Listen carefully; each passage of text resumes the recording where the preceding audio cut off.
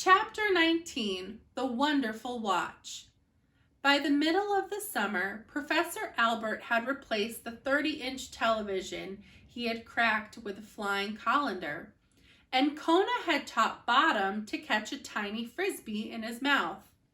Sparrow and Top had their mother's interests. They collected things, and they spent hours down on the riverbank seeing what people might have thrown out that day. Stumpy spent her time as usual, housekeeping, well, a little, food collecting, she didn't trust Murray's hand-to-mouth existence, and admiring all the new treasures her children were bringing home.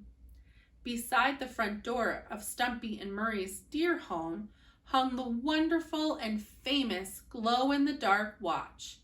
It cast its green heavenly light all around. And this time, every animal in the park seemed respectful of the halo. Even Ralph. When Stumpy's children were old enough to stay out at night with friends, Stumpy would point to a number on the watch's face. "Be home by this time," she would say, like a good mother. And the children were. And though Murray continued to bump his way through Gooseberry Park on his forays out for egg rolls or curly fries, he never ever bumped into his own tree again. From wherever he was, the glow of the watch led him safely back.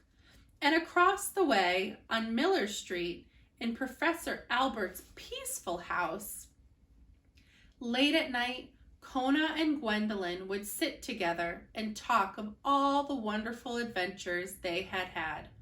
They loved retelling their favorite Murray stories. They loved chatting about the children. And from time to time, Kona had to recount yet again his magnificent journey across the ice. The two old friends would talk through the deep night, and now and then they would look over to the window, across the tops of the houses, and up into the familiar trees. There, in the darkness, they could see a lovely green radiance, a welcoming light, a treasure in Gooseberry Park.